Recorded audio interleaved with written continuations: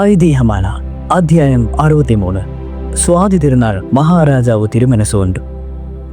കൊല്ലം 1004 ആണ്ട് മുതൽ 22 ആണ്ട് വരെ അന്യസാധാരണമായ സാമർഥ്യത്തോടും നീതിയോടും കൂടി തിരുവിതാംകൂർ രാജ്യം യഥായോഗ്യം ഭരിച്ചിരുന്ന മഹാനും സംഗീത സാഹിത്യ സാഗര പരാഗനും ശൂരനും ധീരനും കുശാഗ്രഹബുദ്ധി ഗർഭശ്രീമാനുമായിരുന്ന സ്വാതി തിരുനാൾ മഹാരാജാവ് തിരുമനസ്സിനെക്കുറിച്ച് കേട്ടിട്ടില്ലാത്തവർ കേരള രാജ്യങ്ങളിലെന്നല്ല പരദേശങ്ങളിൽ പോലും അധികമുണ്ടായിരിക്കുമെന്ന് തോന്നില്ല. ഈ തിരുമനസ്സുകൊണ്ട് തിരുവതാവതാരം ചെയ്തു തരളിയത് 988 ആണ്ട് മേടമാസത്തിലാണ്. 988 ആണ്ട് ബാലരാമവർമ്മ മഹാരാജാവ് തിരുമനസ്സുകൊണ്ട് നാട് നേടിയതോടുകൂടി തിരുവിതാംകൂർ മഹാരാജ വംശത്തിൽ ആൺവഴി തമ്പുരാക്കന്മാരാരുമില്ലാതായി തീരുകയും തന്നിമിത്തം അന്ന് പെൺവഴി തമ്പുരാക്കന്മാരിൽ മൂപ്പായിരുന്ന ലക്ഷ്മി മഹാരാജ്ഞി അക്കാലം മുതൽ രാജ്യം ഭരിച്ചു തുടങ്ങുകയും ആ മഹാരാജ്ഞി 990 ആണ്ട് നാടുങ്ങിയെ പോവുകയും ചെയ്യുക. അക്കാലം മുതൽ 1004 ആണ്ട് വരെ തൽ സഹോദരിയായ പാർവതി മഹാരാജ്ഞി നാടുവാഴുകയും ചെയ്തിട്ടുള്ളത് ചരിത്രപ്രസിദ്ധമാണല്ലോ. അതിനാൽ സ്വാതി തിരുനാൾ മഹാരാജാവ് തിരുമനസ്സുകൊണ്ട് തിരുവവതാരം ചെയ്തു തന്നെ രാജ അധിപതിയായിട്ടാണ്. അതിനാലാണ് ആ തിരുമേനിയെ എല്ലാവരും ഗർഭശ്രീമാൻ എന്ന് പറഞ്ഞു വരുന്നത്. ഈ തിരുമനസ്സുകൊണ്ട് തിരുവവതാരം ചെയ്തതിനു ശേഷം മേൽപ്പറഞ്ഞ മഹാരാജ്ഞികൾ രാജ്യം ഭരിച്ചിരിക്കുന്നതായി ഈ തിരുമനസ്സിന്റെ പ്രാതിനിധ്യത്തോടു കൂടി തന്നെയായിരുന്നു ഉള്ളത്. വിശേഷിച്ച് പറയേണ്ടല്ലോ. 1004 ആണ്ട് തിരുമനസ്സിലേക്ക് 16 തിരുവയസ്സാവുകയും തിരുമമ്പാട് കഴിയുകയും ചെയ്യുകയാൽ അക്കാലം മുതൽ തിരുമനസ്സുകൊണ്ട് രാജ്യഭരണം ആരംഭിച്ചു. പുരുഷപ്രായം തികയുന്നതിന് 18 വയസ്സാകണമെന്ന അക്കാലത്ത് നിർബന്ധമില്ലായിരുന്നു.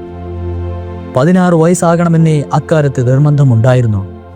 16 വയസ്സായാൽ രാജ്യഭരണം ആരംഭിക്കാമെന്നായിരുന്നു ഇവിടുത്തെ ചട്ടം. കീഴ്നടപ്പും അങ്ങനെ തന്നെയായിരുന്നു.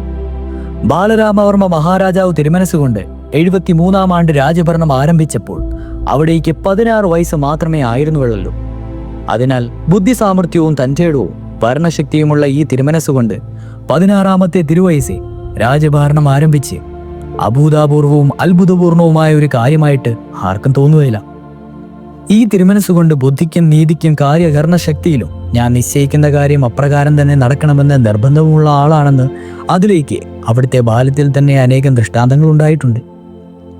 യാഗം കഴിച്ച് സോമയാജി, അതായത് ചേമാതിരിയാകുന്നവർക്ക് തിരുവിതാംകൂർ മഹാരാജ കുടുംബത്തിലെ തിരുബലി മുതലായ അടിയന്തരങ്ങൾക്കും കൊല്ലം തോറും ഓരോ പണിക്കക്കഴിവഴിയും കൊടുക്കാറുണ്ട്.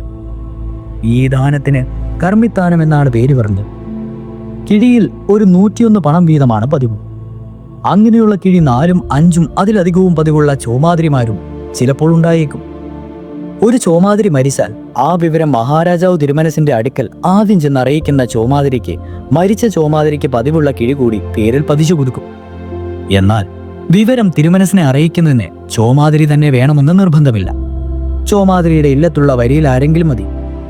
തിരുമുമ്പാകെ ചെന്ന് ഇന്ന ഇല്ലത്തെ ഇന്ന ചോമാതിരി മരിച്ചുപോയി, അദ്ദേഹത്തിന്റെ പേരിലുള്ള താനം എന്റെ ഇല്ലത്തെ ഇന്ന ചോമാതിരിയുടെ പേരിൽ പതിച്ചു തരുന്നതിന് കൽപ്പനയുണ്ടാകണം എന്നാണ് പറയേണ്ടത്. ഇങ്ങനെ പറയുന്നതിന് വീടില്ലം പറയുക എന്നാണ് പറഞ്ഞു വരുന്നത്.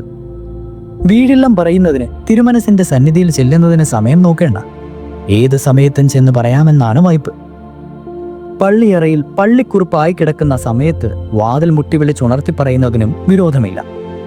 ഒരിക്കൽ ഒരു ചോമാതിരി മരിച്ചിട്ട് വീടില്ലം പറയുവാനായി വേറെ 2 ഇല്ലത്തുള്ള ചോമാതിരിമാരുടെ ഇല്ലങ്ങളിൽ നിന്ന് 2 നമ്പൂതിരിമാർ പുറപ്പെട്ടു. 2 പേരും ഒരേ സമയത്ത് തന്നെ കരുപ്പടനെ ബന്ധെത്തി. 2 പേരും ഉടനെ 2 വള്ളങ്ങളിലായി കയറി ഒരുമിച്ച് പുറപ്പെട്ടു. അക്കാലങ്ങളിൽ കരുപ്പടനക്കടവിൽ സദാ വള്ളവുമായി വള്ളക്കാരുണ്ടായിരിക്കുക പതിവാണ്. ഈ നമ്പൂതിരിമാർ കയറിയ വള്ളങ്ങളിലെ ഊന്നുകാർ സമർത്ഥന്മാരും പരിചയമുള്ളവരുമായ നായന്മാരായിരുന്നു. 2 നമ്പൂതിരിമാരും അവരവരുടെ വള്ളക്കാരോടുമൊക്കെ മുൻകൂട്ടി തിരുവനന്തപുരത്ത് എത്തിച്ചാൽ പതിവുള്ള കൂലി കൂടാതെ വിശേഷിച്ചാൽ ചില സമ്മാനങ്ങളും മറ്റും കൊടുക്കാമെന്ന് പറഞ്ഞ് അവരെ പ്രോത്സാഹിപ്പിച്ചു. അതിനാൽ വളരെ വാശിയോടുകൂടി 2 വള്ളക്കാരും ഊന്നിത്തുടങ്ങി. കുടുകുടയ്ക്ക് വ്യത്യാസം കൂടാതെ 2 വള്ളങ്ങളും ഒരുപോലെ നിന്നു. അങ്ങനെ പോയി 2 വള്ളങ്ങളും ഒരുമിച്ച് തിരുവനന്തപുരത്ത് കൽപ്പാലക്കടവിൽ വെച്ച് നടത്തു. ഉടനെ ഒരു നമ്പൂതിരി കരയ്ക്ക് ചാടി മറ്റേ വള്ളത്തിൽ തലക്കിൽ പിടിച്ച് ഒരു തള്ളു കൊടുത്തു വെച്ച് ഓടി. അന്ന് നാടുവാണിരുന്നത് ഉത്രട്ടാതി തിരുനാൾ പാർവതിഭായ് മഹാറാണി തിരുമനസ്സുകൊണ്ടായിരുന്നു. ഓടിപ്പോയ നമ്പൂതിരി കൊട്ടാരത്തിനകത്ത് കിടന്ന് തിരുമുമ്പാകെ ചെന്ന് വിവരം തിരുമനസ്സിനെ അറിയിച്ചിട്ട് കുളിക്കുവാൻ പോയി. പിടച്ചു തള്ളപ്പെട്ട വള്ളത്തിലിരുന്നിരുന്ന നമ്പൂതിരി വീണ്ടും വെള്ളമെടുപ്പിച്ചു. കരക്കിറങ്ങി ഓടി കൊട്ടാരത്തിലിറങ്ങി പോയപ്പോഴേക്കും മുമ്പേ ഓടിയ നമ്പൂതിരി വീടില്ലം പറയുകയും കഴിഞ്ഞെന്നറിയുക അദ്ദേഹത്തിന് ഏറ്റവും വിഷാദവും ഇച്ഛാഭംഗവും ഉണ്ടായി. അദ്ദേഹം പ്രാതസ്നാനവും വളരെ ജപവും നമസ്കാരവും തേവാരവും മറ്റും പതിവുള്ള ഒരു വിശിഷ്ടനായിരുന്നു. അവയെല്ലാം മുടക്കി വളരെ കഷ്ടപ്പെട്ട് തിരുവനന്തപുരം വരെ ചെന്നിട്ട് കാര്യം ഫലിക്കാതെയായി പോയത് അദ്ദേഹത്തിന് വളരെ വ്യസനമാണ് ഉണ്ടായത്. തിരുവനന്തപുരത്ത് എത്തിയപ്പോൾ തന്നെ നേരം 4-5 നാഴിക പുലർന്നിരുന്നു. കാര്യം തെറ്റിപ്പോയതായിരിക്കുമോ എന്ന് സാധ്യതയില്ലാതിരുന്നു. വിചാരിച്ചിരുന്ന കാര്യം പൂജ്യമായി. കുളി മുതലായതിന് നേരവും തെറ്റി. ഇനിയെങ്കിലും വേഗത്തിൽ കുളിച്ച് നിത്യകർമ്മങ്ങളിൽ കഴിക്കാം.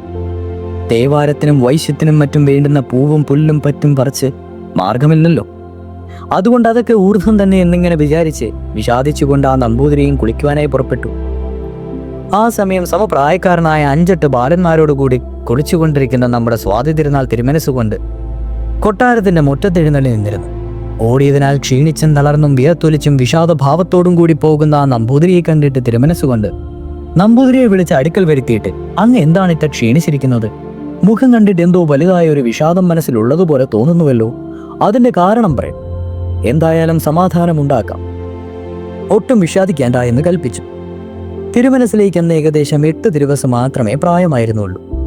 തന്നോട് ഇപ്രകാരം സമാധാനം പറയുന്ന ഒരു ബാലൻ ആരാണെന്ന് നമ്പൂതിരിക്ക് നല്ലപോലെ മനസ്സിലായില്ലെങ്കിൽ ഏറ്റവും തേജസ്വിയും ആചാനുബാഹുവുമായ ഈ കുമാരൻ കേവലം നിസാരനല്ലെന്നും ഒരു സമയം രാജകുമാരൻ തന്നെ ആയിരിക്കണമെന്നും അദ്ദേഹം ഊഹിക്കാതിരുന്നില്ല. കേവലം നിസാരനായ ഒരു ചെറിയ കുട്ടിയിൽ നിന്ന് ഇപ്രകാരമുള്ള സ്വാതന്ത്ര്യ വാക്കുകൾ ഉണ്ടായിട്ടില്ലല്ലോ എന്ന് വിചാരിച്ച് അദ്ദേഹം പരമാർത്ഥമെല്ലാം തിരുമനസ്സിനെ അറിയിച്ചു. ഉടനെ തിരുമനസ്സുകൊണ്ട്, ആട്ടെ, കുളിയും ദേവരവും മറ്റും കഴിയട്ടെ, കാര്യത്തിന് എന്തെങ്കിലും സമാധാനം ഉണ്ടാകുമെന്ന് കൽപ്പിച്ച് നമ്പൂതിരിയെ അയച്ചു. അദ്ദേഹത്തിന്റെ കുളി കഴിഞ്ഞപ്പോഴേക്കും തേവാരത്തിന് വേണ്ടുന്നതെല്ലാം കൽപ്പന പ്രകാരം ഒരു കുട്ടിപ്പട്ടർക്കടവിൽ ഹാജരാക്കി കൊടുത്തു. തേവാരം കഴിഞ്ഞപ്പോൾ മറ്റൊരു പട്ടർ ചെന്ന് ഊണിനെല്ലാം കാലമായിരിക്കുന്നു, കൊട്ടാരത്തിലേക്ക് വരാമെന്ന് പറഞ്ഞു. ഉടനെ നമ്പൂതിരി കൊട്ടാരത്തിൽ ചെല്ലുകയും വെടിപ്പായി ഭക്ഷണം കഴിക്കുകയും ചെയ്തു. ഇത്രയും കഴിഞ്ഞപ്പോൾ മുമ്പ് തന്നെ സമാധാനപ്പെടുത്തി കുളിക്കുവാൻ പറഞ്ഞയച്ചത് സ്വാതി തിരുനാൾ മഹാരാജകുമാരൻ തന്നെയാണെന്ന് അദ്ദേഹം തീർച്ചപ്പെടുത്തി. തിരുമേനിയെ നമ്പൂതിരി മുമ്പ് കണ്ടിട്ടില്ലായിരുന്നുവെങ്കിലും ധാരാളമായി കേട്ടിട്ടുണ്ടായിരുന്നു. നമ്പൂതിരിയെ കുളിക്കുവാൻ കൽപ്പിച്ചയച്ച ഉടനെ തിരുമനസ്സുകൊണ്ട് ഇന്നില്ലത്തെ ചോമാതിരി മരിച്ചു പോവുകയും ഇന്ന ഇല്ലത്തെ നമ്പൂതിരി വന്ന് നമ്മോട് ആദ്യമായി വീടില്ലം പറയുകയും ചെയ്തിരിക്കെ കൊണ്ടുമരിച്ചുപോയ ചോമാതിരിയുടെ പേരിലുള്ള താനം വീടില്ലം പറഞ്ഞ നമ്പൂതിരിയുടെ ഇല്ലത്തുള്ള ചോമാതിരിയുടെ പേരിൽ പതിച്ചു കൊടുത്തു കൊള്ളണം എന്ന് കൽപ്പിച്ച് പകടശാലയിലേക്ക് എഴുതി അയപ്പിച്ചു. അത് പകടശാലയിൽ എത്തിയപ്പോഴേക്കും മഹാരാജ്ഞി തിരുമനസിന്റെ കൽപ്പന പ്രകാരം താനം പെരുമറപ്പതിലേക്ക് കഴിഞ്ഞിരുന്നു. അതിനാൽ പകടശാലയിലുള്ള ഉദ്യോഗസ്ഥന്മാർ വല്ലാതെ കുഴങ്ങിവശായി. മഹാരാജാവ് തിരുമനസിലെ കൽപ്പന പ്രകാരം ചെയ്യാതിരിക്കുമോ? മഹാരാജ്ഞി തിരുമനസിന്റെ കൽപ്പന പ്രകാരം ചെയ്തതിനെ ഭേദപ്പെടുത്താമോ? രണ്ടും വയ്യാതെ അവർ വിഷമിച്ചു. ഒടുക്കം അവർ ഈ വിവരം മഹാരാജ്ഞി തിരുമനസിന്റെ അടുക്കൽ അറിയിച്ചു. മഹാരാജ്ഞി തിരുമനസ്സുകൊണ്ട് മഹാരാജാവ് തിരുമേനിയെ വിളിച്ചു വരുത്തി അപ്പൻ, അതായത് തിരുവിതാംകൂർ മഹാരാജ കുടുംബത്തിൽ പ്രായം കൂടിയവർ പ്രായം കുറഞ്ഞവരെ അപ്പൻ എന്നാണ് പറയുന്നത്. ഇവിടെ അപ്പൻ എന്നുള്ളത് കുട്ടൻ എന്നും കുഞ്ഞനെന്നും ഓമന എന്നും മറ്റും പറയുന്നത് പോലെ വാത്സല്യ സൂചകമായ ഒരു ഓമന പേരായിട്ടാണ്. അപ്പൻ ഇങ്ങനെയൊക്കെ ഒരു കത്ത് വഹിച്ച് കൊടുത്തത് എന്തിനാണ്? ആദ്യം വന്ന് വീടിലും പറയുന്നവർക്കല്ലേ താനം പതിപ്പിച്ച് കൊടുക്കേണ്ടത്. അങ്ങനെയാണല്ലോ ഇവിടെ മുമ്പിനാലുള്ള പതിവ്. ആദ്യം വന്ന് എന്നോട് വീടില്ലം പറഞ്ഞ നമ്പൂതിരിയുടെ ഇല്ലത്തുള്ള ചോമാതിരിയുടെ പേരിലാണ് താനം പതിച്ചു കൊടുക്കുന്നതെന്ന് ഞാൻ ചട്ടം കിട്ടിയത്. അത് ഭേദപ്പെടുത്തിയത് ന്യായമല്ല എന്ന് കൽപ്പിച്ചു. അതിന് മറുപടിയായി മഹാരാജാവ് തിരുമനസ്സുകൊണ്ട് ഇപ്പോൾ നാട് വാഴുന്നത് അമ്മയായിയാൽ അമ്മയുടെ കൽപ്പന പ്രകാരം കാര്യങ്ങളൊക്കെ നടക്കേണ്ടതാണ്, അതിന് സംശയമില്ല. എന്നാൽ കുശലേരക പെരുമാൾ എന്നുള്ള സ്ഥാനം എനിക്കില്ലേ? എനിക്ക് അടുക്കൽ വന്ന വീടില്ലം പറഞ്ഞ ആളെ ഇച്ഛാബന്ധത്തോടുകൂടി മടക്കയക്കുന്നത് ഈ സ്ഥാനത്തേക്ക് ന്യായവുമാണോ? അങ്ങനെയാണ് നമ്മ കൽപ്പിക്കുന്ന പക്ഷം എനിക്ക് നിർബന്ധമില്ല. അമ്മ കൽപ്പിച്ച ചട്ടം കിട്ടിയതുപോലെ തന്നെ നടക്കട്ടെ. എൻ്റെ അജ്ഞാതയെ ഞാൻ പിൻവലിച്ചേക്കാം. പക്ഷെ അങ്ങയെ ചെയ്യുന്നത് ന്യായവും ഈ സ്ഥാനത്തേക്ക് യോഗ്യവുമാണെന്ന് അമ്മ കൽപ്പിക്കണം. അല്ലാതെ ഞാൻ സമ്മതിക്കുകയില്ല. ഇത് കേട്ടപ്പോൾ മഹാരാജ്ഞി ശരിയായ മറുപടിയൊന്നും തോന്നാതെ കുടുങ്ങി. ഒടുക്കം ഇനി എങ്ങനെയാണ് വേണ്ടതെന്ന് അപ്പൻ തന്നെ നിശ്ചയിക്കണം. അപ്പൻ നിശ്ചയിക്കുന്നതിലെല്ലാം എനിക്ക് സമ്മതമാണ് എന്ന് കൽപ്പിച്ചു. ഉടനെ മഹാരാജാവ് തിരുമനസ്സുകൊണ്ട് അമ്മയ്ക്ക് സമ്മതമാണെങ്കിൽ ഇപ്പോൾ തന്നെ ഇവിടെ ന്യായവും രണ്ടുപേർക്കും മാനവുമായിട്ടുള്ളത് ഞാൻ നിശ്ചയിക്കാമെന്ന് പറഞ്ഞു. ഇപ്പോൾ ഒരു ചോമാതിരിയുടെ പേരുള്ള താനമാണ് ഒഴിഞ്ഞിരിക്കുന്നത്. അതിന് 2 പേർ വന്ന് വീടില്ലം പറയുകയും ചെയ്തു. നമ്മൾ 2 പേരും പരസ്പരം അറിയാതെ 2 പേർക്കും പതിച്ചു കൊടുക്കുവാൻ ചട്ടം കിട്ടുകയും ചെയ്തു. അതിനാൽ ഈ താനം ഒന്ന് പകുതി വീതം 2 ചോമാതിരിയുടെ പേരിലും തൽക്കാലം പതിച്ചു കൊടുക്കാം. ഈ ചോമാതിരിമാരിൽ ഒരാൾ മരിക്കുമ്പോൾ ജീവിച്ചിരിക്കുന്ന ചോമാതിരിമാരുടെ പേരിൽ മുഴുവനും ആക്കി കൊടുക്കുകയും ചെയ്താലും അത് യുക്തിയാണെന്ന് എനിക്ക് തോന്നുന്നു. പിന്നെ അമ്മ കൽപ്പിക്കുന്നത് പോലെ എന്ന് കൽപ്പിച്ചു. അത് കേട്ടപ്പോൾ ഇത് നല്ല ന്യായമാണെന്ന് മഹാരാജ്ഞിക്കും തോന്നുകയാൽ അങ്ങനെ ചട്ടം കിട്ടുകയും അക്കാര്യം അങ്ങനെ അവസാനിക്കുകയും ചെയ്തു. സ്വാതി തിരുനാൾ തിരുമനസിന്റെ ബാല്യകഥകൾ ഇങ്ങനെ വളരെയുണ്ട്. ഈ ഒരു സന്തതി കൊണ്ട് തന്നെ അവിടുന്ന് ചെറുപ്പത്തിൽ തന്നെ ന്യായസ്ഥനും നീതിമാനും താനാണെന്ന് നിശ്ചയിച്ച് അതിലപ്രകാരം നടക്കണമെന്നും നിർബന്ധമുള്ള ആളുമായിരുന്നുവെന്നും സ്പഷ്ടമാകുന്നുവല്ലോ. അതിനാൽ ആ ഭാഗം അധികം വിസ്തരിക്കുന്നില്ല. വീടില്ലം പറയുന്നതിന്റെ ചട്ടമൊക്കെ ഇപ്പോൾ വളരെ ഭേദപ്പെടുത്തിയിട്ടുണ്ട്. ഇപ്പോൾ യഥേഷ്ടം ഏത് സമയത്തും തിരുമുമ്പാകെ ചെന്ന് വീടില്ലം പറയുവാനും മറ്റും പാടില്ല. അതൊക്കെ ഭേദപ്പെടുത്തിയിട്ട് വളരെ കാലമായി. ഇപ്പോൾ വീടില്ലം പറയുന്നത് കൊട്ടാരത്തിൽ ചെന്ന് തവണക്കാരുടെ അടുക്കൽ മതിയെന്നാണ് ചട്ടം. അവർ സമയം പോലെ തിരുമനസിനെ അറിയിച്ചുകൊണ്ട് ഈ തിരുമനസ്സുകൊണ്ട് നരസിംഹ സാബൂതനായിട്ടാണ് അക്കാലത്ത് എല്ലാവരും പറയുകയും വിശ്വസിക്കുകയും ചെയ്തത്. അവിടുന്ന് നേരത്തെ നോക്കിയാൽ ഭയപ്പെടുത്തവരായി അക്കാലത്ത് ആരും തന്നെ ഉണ്ടായിരിക്കുകയില്ല. തിരുമനസ്സുകൊണ്ട് ആരെയും നേരെ നോക്കി സംസാരിക്കാറുമില്ല. സംഭാഷണങ്ങളെല്ലാം നിലത്തു നോക്കിക്കൊണ്ടിരിക്കുകയാണ് പതിവ്. തിരുമനസ്സുകൊണ്ട് സിംഹാസന രോഹരണം ചെയ്തതിന് ശേഷം കുറച്ചു കാലം കഴിഞ്ഞപ്പോൾ ബ്രിട്ടീഷ് ഗവൺമെന്റിന്റെ പ്രതിനിധിയും ഇൻസ്റ്റിറ്റ്യൂട്ട് കാലം കമ്പനിക്കാരിൽ പ്രധാനമായ ഒരു യൂറോപ്യൻ തിരുമേനിയെ കാണുന്നതിനായി തിരുവനന്തപുരത്ത് വന്നിരുന്നു. ബ്രിട്ടീഷ് ഗവൺമെന്റും തിരുവിതാംകൂർ മഹാരാജാവുമായിട്ടുള്ള ഉടമ്പടിയിൽ ചില ഭേദഗതികൾ വരുത്തുന്നതിനെക്കുറിച്ച് ആലോചിക്കുവാനായിട്ടാണ് സായിപ്പ് വന്നിരിക്കുന്നത്. മഹാരാജാവിനുള്ള രാജ്യ അധികാരങ്ങളിൽ ചിലത് കുറയ്ക്കുകയും കപ്പത്തിൽ സ്വല്പം കൂട്ടുകയും ചെയ്യണമെന്നായിരുന്നു സായിപ്പിന്റെ ഉദ്ദേശം. മഹാരാജാവിന് പ്രായം ചെറുപ്പമാകിയാൽ ആ ഉദ്ദേശം നിഷ്പ്രയാസം സാധിക്കാമെന്നും അയാൾ വിചാരിച്ചിരുന്നു. സായിപ്പ് തിരുവനന്തപുരത്ത് ചെന്നിട്ട് അയാൾക്ക് സുഖമായി താമസിക്കുന്നതിന് വേണ്ടുന്നതിനുള്ളതെല്ലാം കൽപ്പന പ്രകാരം ചട്ടം കെട്ടിക്കൊടുത്തു. എങ്കിലും തമ്മിൽ കാണുന്നതിന് വളരെ ദിവസം കഴിഞ്ഞിട്ട് ദിവസവും സമയവും കൽപ്പിച്ചനുവദിച്ച ദിവസം നിശ്ചയ സമയത്ത് സായിപ്പ് കൂടിക്കാഴ്ചയ്ക്ക് നിശ്ചയിച്ചിരുന്ന സ്ഥലത്തെത്തി. തിരുമനസ്സുകൊണ്ട് അതിനു മുമ്പ് തന്നെ അവിടെ എഴുന്നള്ളിയിട്ടുണ്ടായിരുന്നു. സായിപ്പ് ചെന്ന ഉടനെ തിരുമനസ്സുകൊണ്ട് സബഹുമാനം ആസനസ്ഥാകാരം ചെയ്ത് അതിനെ ചെന്ന ഉടനെ തിരുമനസ്സുകൊണ്ട് ഇരുന്ന് കുശല പ്രശ്നം ചെയ്യുകയും ചെയ്തു. സായിപ്പ് മറുപടി പറയുവാനായി ഭാവിച്ച സമയം തിരുമനസ്സുകൊണ്ട് തൃക്കണ്ണ തുറന്ന് സായിപ്പിന്റെ നേരെ ഒന്ന് നോക്കി. തക്ഷണം സായിപ്പ് ബോധഹിതനായി നിലത്ത് വീണു. ഇയാളെ എടുത്ത് പുറത്തു കൊണ്ടുപോകട്ടെ എന്ന് കൽപ്പിച്ചിട്ട് തിരുമനസ്സുകൊണ്ട് കൊട്ടാരത്തിലേക്ക് എഴുന്നള്ളി. ഉടനെ 4 ഭടന്മാർ വന്ന് സായിപ്പിനെ എടുത്ത് അയാൾക്ക് താമസിക്കുന്ന നിശ്ചയിച്ചിരുന്ന സ്ഥലത്തേക്ക് കൊണ്ടുപോയി. അവിടെ ചെന്നിട്ടും വളരെ നേരം കഴിച്ചതിന് ശേഷമാണ് സായിപ്പിന് ബോധം വീണത്. ഈ മഹാരാജാവിന്റെ കാലത്ത് താൻ വിചാരിച്ചു വന്ന കാര്യമൊന്നും സാധിക്കുകയില്ല എന്നും അത്രയും നിശ്ചയിച്ച് സായിപ്പ് അന്ന് തന്നെ തിരുവനന്തപുരത്ത് നിന്ന് മടങ്ങിപ്പോവുകയും ചെയ്തു. ഒരാണ്ടിൽ മീനമാസത്തിൽ പത്മനാഭ സ്വാമി ക്ഷേത്രത്തിൽ ഉത്സവത്തിന് ആറാട്ട് കഴിഞ്ഞ് കടൽക്കരയിൽ നിന്ന് തിരികെ എഴുന്നള്ളിച്ച സമയം അമ്പാരി കെട്ടി അകമ്പടിയാക്കി കൊണ്ടുപോയിരുന്ന മധുവന്മത്തനായ ഒരു കൊമ്പനാന പിണങ്ങി ആൾക്കൂട്ടത്തിലേക്ക് ഓടി. ആ സമയം അവിടെ ഉണ്ടായിരുന്ന ധൃതിയും ബഹളവും പരിഭ്രമവുമൊക്കെ വിവരിക്കുന്ന കാര്യം പ്രയാസം തന്നെ. വാദ്യക്കാരും അകമ്പടിക്കാരും ദീപേഷ്ടിക്കാരും മറ്റും പ്രാണഭീതിയോടും കൂടി 4 വഴിക്കും ഓടിപ്പോയി. പത്മനാഭസ്വാമിയെ എഴുന്നള്ളിച്ചിരിക്കുന്നതിന് മുമ്പിൽ പള്ളിവാളും പരിചയം ധരിച്ച് അകമ്പടിയായി നിന്നിരുന്ന തിരുമനസ്സിനെ കൊണ്ട് മാത്രം ഇളകാതെ ആ നിലയിൽ നിന്നേ സധൈര്യം നിന്നു. ജനങ്ങളെല്ലാം ഒഴിഞ്ഞോടിക്കഴിഞ്ഞപ്പോൾ ആ തിരുമനസ്സിന് നേരെ പാഞ്ഞെടുത്തു. ആനക്കാരൻ മുമ്പേ തന്നെ ഓടി ഒളിച്ചിരുന്നതിനാൽ ആനയ്ക്ക് സ്വാതന്ത്ര്യവും സിദ്ധിച്ചിരുന്നു. ആന നേരെ പാഞ്ഞു വരുന്നത് കണ്ടിട്ടും അവിടേക്ക് യാതൊരു കൂസലും ഉണ്ടായിരുന്നില്ല. തുമ്പിക്കൈ കൊണ്ടെത്തി അവിടേക്കും അവിടെ അടിക്കുവാൻ തക്കവണ്ണം അടുത്തപ്പോൾ തിരുമനസ്സുകൊണ്ട് തൃക്കണ്ണുകൾ തുറന്ന് ആനയുടെ നേരെ ഒരു നോക്ക് നോക്കി. ആന ഉടനെ അത്യുച്ചത്തിലുള്ള ദീനസ്വരത്തോടുകൂടി തിരുമുമ്പിൽ കൊമ്പ് കുത്തി. ആനയുടെ കൊമ്പുകൾ മുഴുവനും നിലത്ത് താന്നു. ഉടനെ ആനക്കാരൻ അവിടെ എത്തി. ആനയെ മുഴുവനും എഴുന്നേൽപ്പിച്ച് കൂച്ചി വിലങ്ങിട്ട് കൊണ്ടുപോയി. ആന പേടിച്ച് വിറച്ചുകൊണ്ടാണ് ആനക്കാരന്മാരുടെ കൂടെ പോയത്. പിന്നെ ആന തിരുമനസ്സിനെ കൊണ്ടാണ് ആനക്കന്മാരുടെ കൂടെയും പോയത്. ഇപ്രകാരമായിരുന്ന തിരുമനസ്സിന്റെ ശബ്ദം കേട്ടാൽ പോലും നടുങ്ങുമായിരുന്നു എന്നാണ് പറയുന്നത്. ജനങ്ങൾ വിശ്വസിച്ചിരുന്നതിനാൽ ഇതിന് അത്ഭുതമൊന്നും തോന്നുന്നില്ല. തിരുമനസ്സിലെ നാമം കേട്ടാൽ തന്നെ പേടിക്കാത്തവരായി അക്കാലത്ത് ആരും ഉണ്ടായിരുന്നില്ല. എന്നാൽ അക്രമമായി അവിടെ വന്ന് ആരെയും ശിക്ഷിക്കുകയും ഉദ്രവിക്കുകയും ചെയ്തിരുന്നില്ല. വാസ്തവത്തിൽ അവിടെ നിന്ന് ഏറ്റവും ദയാലുവായിരുന്നു. അവിടുന്ന് ക്രൂരപ്രവൃത്തി ഒന്നും ചെയ്താതിരുന്നില്ല. എന്നാൽ എത്ര വലിയ ആളായാലും കുറ്റം ചെയ്താൽ അവിടുന്ന് മുറയ്ക്ക് ശിക്ഷ ധരിക്കാതെയും ഇരുന്നില്ല. കുറ്റക്കാരുടെ പേരിൽ അവിടേക്ക് ലേശവും ദാക്ഷിണ്യവും ഉണ്ടായിരുന്നില്ല. രാജ്യത്ത് നീതി നടക്കണമെന്ന് താനൊന്ന് നിശ്ചയിച്ചാൽ അത് അപ്രകാരം തന്നെ നടക്കണമെന്നും അവിടേക്ക് വളരെ നിർബന്ധമുണ്ടായിരുന്നു. ഒരു ദിവസം കോവിലകത്ത് നിന്ന സമയത്ത് കൂടെ ഉണ്ടായിരുന്ന സർവാധികാരക്കാരോട് നാളെ ഒരു കുലവാഴിച്ചെറുപ്പ് നടത്തണം എന്ന് കൽപ്പിച്ചു. കുലവാഴച്ചെറുപ്പിന് 1000 കുറയാതെ കുലവാഴ വേണ്ടതായതിനാൽ സർവാധികാരൻ നാളെ നടത്തുന്ന കാര്യം അസാധ്യമാണ്, 4 ദിവസത്തെ ഇടകൽപ്പിച്ച് അനുവദിക്കണമെന്ന് തിരുമനസിനെ അറിയിച്ചു. ഉടനെ അവിടുന്ന് ചെറുപ്പ് നാളെ തന്നെ വേണം, എല്ലാം പഴക്കുല ആയിരിക്കുകയും വേണമെന്ന് കൽപ്പിച്ചു. പിന്നെയും കൽപ്പനയ്ക്ക് വിരോധമായി തിരുമനസിനെ അറിയിച്ചാൽ ശിക്ഷയുണ്ടാകുമെന്ന് അറിയാമായിരുന്നതുകൊണ്ട് സർവാധികാരൻ കൽപ്പന പോലെ നടത്തിക്കൊള്ളാമെന്ന് തിരുമനസിനെ അറിയിച്ചു. പിറ്റേ ദിവസം വൈകുന്നേരം തിരുമനസിനെ കൊണ്ട് പത്മനാഭ സ്വാമി ദർശനത്തിനായി മതിലകത്ത് എഴുന്നള്ളിയ സമയം അവിടെയെല്ലാം പഴക്കുല വാഴ കൊണ്ട് അലങ്കരിച്ചിരുന്നു. ചെറുപ്പ് ക്ഷേമമായും ഭംഗിയായും നടക്കുകയും അവിടെ നിന്ന് സന്തോഷിച്ചിരുന്ന സർവാധികാരക്കാർക്ക് ചിലർ കൽപ്പിച്ചു കൊടുക്കുകയും ചെയ്തു.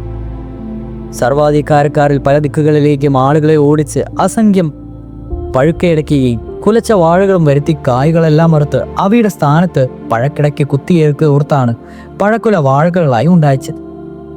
അവിടുത്തെ അഭിപ്രായവും അതുതന്നെയായിരുന്നു. ബുദ്ധിമാനായ സർവാധികാരൻ അതറിഞ്ഞ് പ്രവർത്തിച്ചതിനാലാണ് തിരുമനസിൽ സന്തോഷമുണ്ടാവുകയും കൽപ്പിച്ച് സമ്മാനം കൊടുക്കുകയും ചെയ്തത്. തിരുമനസിലേക്ക് സന്തോഷം തോന്നിയാൽ ഉടൻ തന്നെ എന്തെങ്കിലും കൽപ്പിച്ച് സമ്മാനം കൊടുക്കുക പതിവാണ്. ഒരിക്കൽ തിരുവനന്തപുരത്ത് പത്മനാഭ സ്വാമി ക്ഷേത്രത്തിൽ ഉത്സവകാലത്ത് ഒരു ദിവസം ശീവേലിക്ക് എഴുന്നള്ളിപ്പിച്ചിരുന്ന സമയം മഹാരാജാവ് തിരുമനസ്സുകൊണ്ട് ശ്രീ പത്മനാഭസ്വാമിയെ ഉദ്ദേശിച്ച് തൻ്റെ അടുക്കൽ നിന്നിരിക്കുന്ന സേവകനും വിദ്വാനും മഹാകവിയുമായിരുന്ന കിളിമാനൂർ ചെറുണ്ണി തമ്പുരാക്കന്മാരവറുകളോട് ശിബികായാം വിവാഹൃത്യശേയും ശ്രീമാനം ബുരുഹാഷണം എന്നൊരു ശ്ലോകത്തിൽ പൂർവാദ്യം തക്ഷണമുണ്ടാക്കി കൽപ്പിക്കുകയും ഉടനെ കോയിത്തമ്പുരാൻ അവറുകൾ ഉത്തരധർണമായി കനകാദ്രി സാമുരതാട ഖനകാതിതം വിടംബയൻ എന്നുണ്ടാക്കി ചൊല്ലുകയും ശീവേലി കഴിഞ്ഞ് കൊട്ടാരത്തിൽ എഴുന്നള്ളിയ ഉടൻ തന്നെ തിരുമനസിനെ കൊണ്ട് കോയിത്തമ്പുരാക്കൻ അവറുകൾക്ക് 1000 രൂപ വിലയുള്ള വൈരക്കല്ലുകൾ വെച്ച ഒരു ജോഡി കടുക്കൻ.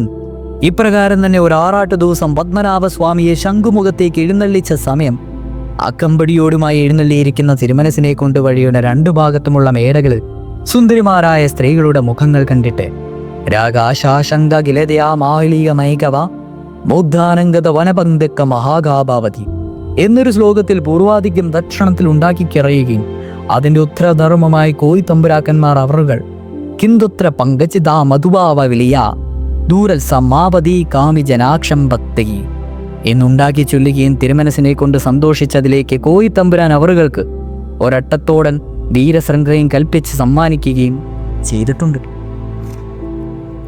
ഇങ്ങനെ അവിടുന്ന് ഓരോ സന്ദർഭങ്ങളിൽ ഓരോ കാരണങ്ങളാൽ പലർക്കും അനേകം സമ്മാനങ്ങൾ കൽപ്പിച്ചു കൊടുത്തിട്ടുണ്ട്.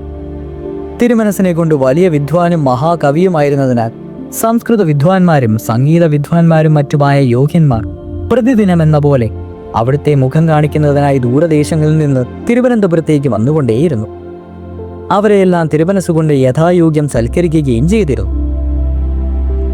തിരുമനസ്സുകൊണ്ട് സംഗീതത്തിലും സാഹിത്യത്തിലും ഒരേപോലെ പാണ്ഡിത്യമുള്ള ആളായിരുന്നതിനാൽ വരുന്നവരെല്ലാം ഒരുവിധം ലജ്ജാവനത മുഖമരായിട്ടാണ് മടങ്ങിപ്പോവുക പതിവ്. താർക്കികന്മാരും വയാകാരണന്മാരും അലങ്കാരികന്മാരുമായി മറ്റൊരു അനദേശം പരദേശികളും വരുന്ന വിദ്വാൻമാരോട് തിരുമനസ്സുകൊണ്ട് കൽപ്പിച്ച് 2 or 3 ചോദ്യങ്ങൾ ചോദിക്കുമ്പോഴേക്കും അവർ തോൽക്കുക പതിവാണ്.